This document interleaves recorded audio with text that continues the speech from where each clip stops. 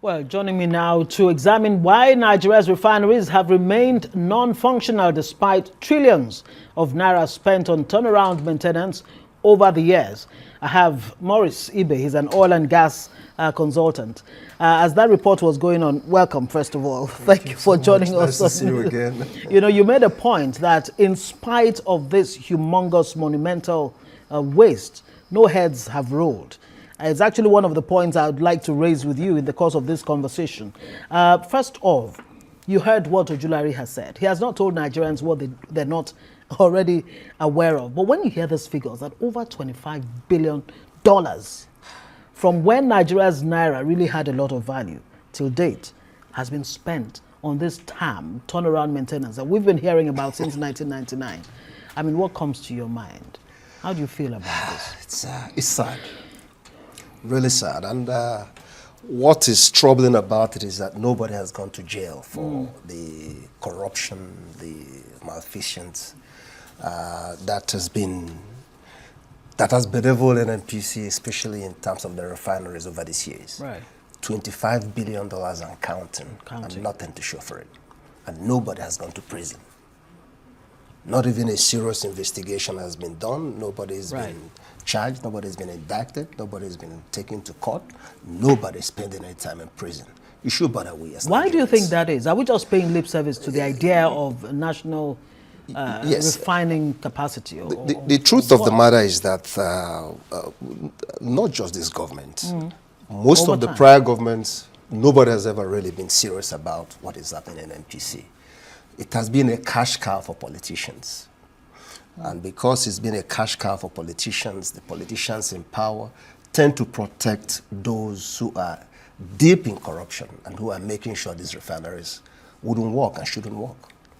You have a situation where you spend, just in the last couple of years, $1.5 billion on these refineries. On Port Harcourt On Port Harcourt refinery. refinery. Yes. Remember, on one of the occasions I was here, we're talking about Port Harcourt refinery. Yes. And the then group CEO kept saying, oh, it's functioning. It's Yes. at 70% It's capacity, technically- 80%.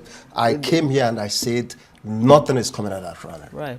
That it doesn't take a lot to know that when any of these refineries are working, you will feel the impact, minimum within the immediate communities. Right. Because if trucks are coming out of a refinery, at least 50, 60, 70% capacity production or refining going on, you will feel the price of these products drop tremendously within the vicinity of the refinery. At least if you're talking about Port Harcourt, from Port Harcourt to Onitsha, Enugu, all the way to Benin, all those areas, you see an immediate impact because you will see the trucks leaving the refineries, delivering these products, just like what we've been saying with Dangote. So it's not, there's no complication about it. Do you think it's just corruption that's at the root of the rot that we've found? And Ojulari actually says, look, he's ready to stop the rot, and I wonder exactly how he'll go about it. But he made a point. He said, look, there are three things that you need to fix Nigeria's refineries. He talks about financing, a competent EPC contractor, that's you know, engineering, procurement, and construction, and world-class operational capacity. According to him, Nigeria over the years has been focusing only on the funding or financing aspect of it, leaving the other very, very vital aspects of, you know, fixing the refineries. He's absolutely correct, Right. but I will tend to disagree in the first one. We weren't focusing on financing, we're focusing on stealing the money. If we're focusing on financing, if you get an investor to put up money, he will make sure the refineries work. But we weren't focusing on getting the monies. We're more interested in stealing the monies that were being allocated to fix the refineries. But it's absolutely correct. Besides the money, we need to find a competent operator, a competent engineering firm that can fix the refinery. From within Nigeria or, Not from, necessarily. or from outside, Not as he is necessarily. No, recommending? no. I think we need to get competent engineering firms, preferably a company that has the capacity to not just come in as an investor, but that can run the refinery in conjunction with NNPC. You can't just invest your money and walk away. You have to have the capacity to run the refinery for a long period of time. So you can also recoup the investments you put in. But without bringing in an equity financier that has a stake in it, that can run it and make sure it's profitable, we'll still be running around in circles. So I quite agree with him.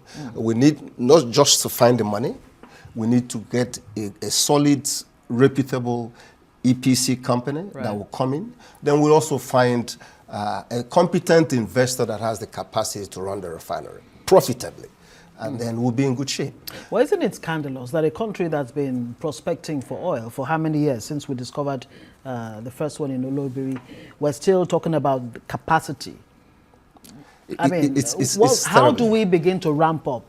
Because beyond engaging the services of this, foreign bodies, how do we ensure that within Nigeria we can actually ramp up, capacity, local skills, capacity. local capacity? Don't get me wrong. We have a lot of competent engineers. I've said it on many occasions on this program. We have a lot of local competent engineers who can, if allowed to play their role without interference, they can really help in getting these refineries running. But they can't do it all alone. Right.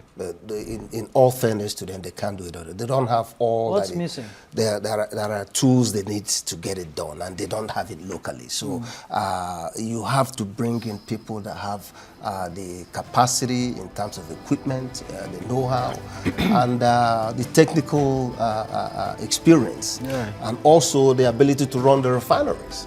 That is key, because if you fix it and hand it back to our local executives, back to square one? We're back to where we were before. All right, I have to say thank you very much. We're being played out already. Thank you so much for joining us on News That. We do hope that Ojulari can actually fix this problem that's been with us since 1999.